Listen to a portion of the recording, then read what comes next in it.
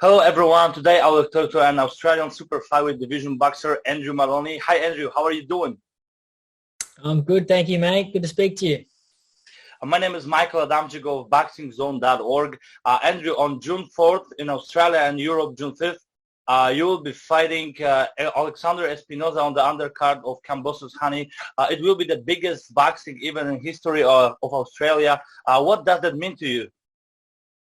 Yeah, that's right. I'm extremely excited to be a part of such a huge card here in Australia.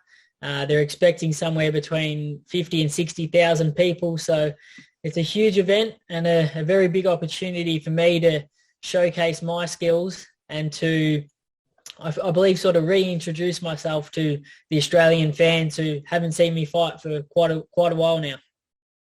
Okay, but how did the preparation to this fight look like? Yeah, it's been a good preparation. I only fought 8 weeks ago in America, had a good win there against Gilberto Mendoza with an 8th round stoppage. So it was great. Obviously just got straight back into training after that fight. I was already extremely fit. So it's just been about maintaining that fitness levels, getting some good sparring in, continuing to improve as a fighter, and then now freshen up and get ready to peak on fight night. If we are talking about sparrings, who did you spar leading up to this fight, and what can you say about the sparring sessions?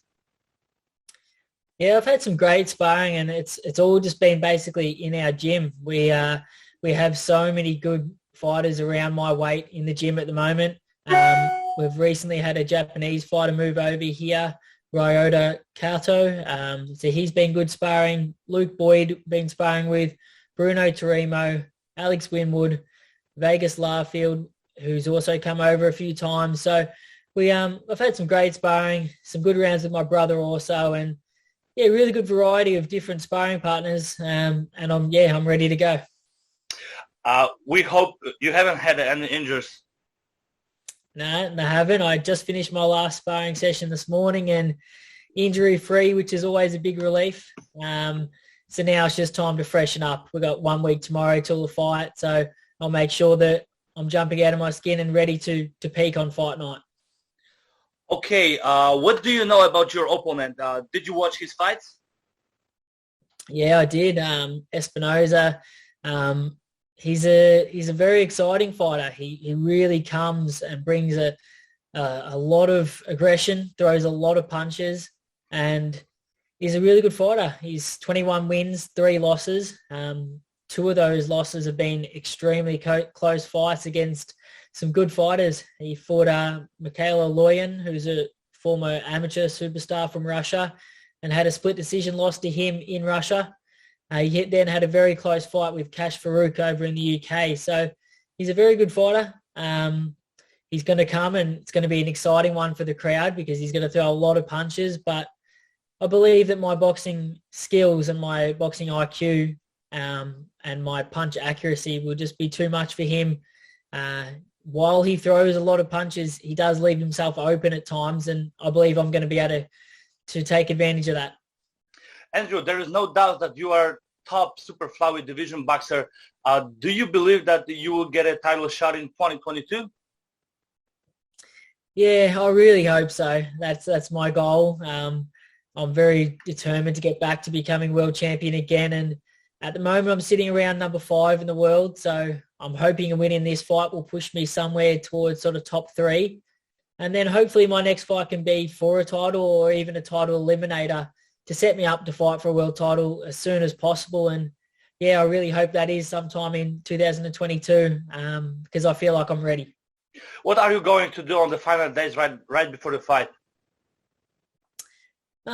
Just freshen up and make sure that I'm really peaking and really sharp for fight night. So the last few days is only really light training, but just some pad work with my trainer, going over the game plan and just making sure that I'm really sharp and that my energy levels are really high. Your brother Jason also will fight this night on upcoming event in Melbourne. How is he doing, in your opinion? Yeah, he's doing great, and he's going to be the co-feature or the semi-main event to this huge fight. And he's fighting a former world title challenger, Aston Palicte from the Philippines, who again is a really good fighter. He had a draw when he fought for a world title against Kazuto Ioka, or Donny Nites. I think it was the draw, sorry, Donny Nites. So he's a very high-level fighter. I believe a win in this fight for Jason will probably push him to number 1 in the WBO, and become mandatory for the WBO champion, who's Paul Butler. And that's the fight that Jason really wants at the moment, and a fight that I really believe he wins and becomes world champion. So he needs to get through this fight and make that possible. Who is your favorite in main event, George Kambosos or Devin Haney? It's a great fight, and I'm looking forward to watching it. I believe it's going to be a close fight. At first, I probably thought it was a 50-50 fight and could go either way, but the fact that the fight's here in Australia, and more importantly, I think the fact that Devin Haney's trainer, who is also his father, was not able to come out here to Australia, I think that is a big advantage for George Kambosos, and I think that'll play quite a big role on the night. I think that it's going to be a lot for Devin to take in, fighting on the other side of the world in front of so many people, and then not having his trainer and his father there. I think is going to be the difference, and I believe that George will win this fight. Andrew, thank you so much for a great conversation. There's always very nice to talk to you. Thanks for your time, and we wish you all the best. Good luck. Thank you, mate. I appreciate your support always, and look forward to catching up with you soon someday. Thank you so much, and be safe. Yeah, you too. Thank you. Hi, this is Andrew Moloney, and thank you for watching BoxingZone.org.